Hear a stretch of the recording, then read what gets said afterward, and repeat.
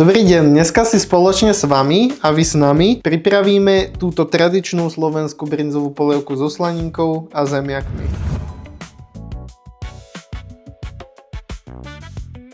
Toto video ti prináša spoločnosť Polar Food, ktorá sa zaoberá distribúciou potravín do gastroprevádzok. Ak i ty chceš mať kvalitného a spoľahlivého dodávateľa surovín do svojej prevádzky, neváhaj kontaktovať Polar Food. V hrnci si rozpálime bravčovú masť, slaninu si nakrájame na menšie kocky, porestujeme na masti. Zemiaky, takisto si nakrájame na kocky, pošúpeme si stredne veľkú cibulu, nakrájame, dáme restovať k ostatnej zmesi, premiešame, restujeme zhruba 8 minút, až kým nám cibulka zosklovatie. Suroviny takto krásne zarestované, naozaj musíte im dať čas, pretože táto polievka vlastne získava chuť po každej tejto surovine. Tak, teraz ja prisypávam papriku. Zľahka zarestujem a takisto aj rastcu čierne korene. To naozaj len na prevoňanie. Aktuálne podlievam vodou. Necháme variť cca 25 minút.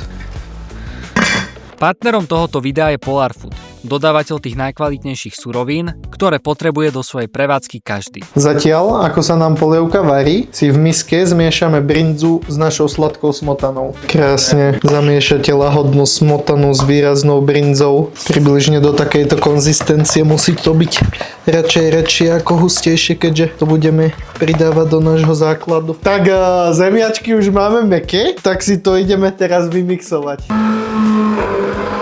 Krásne do hladka všetko rozmixujeme.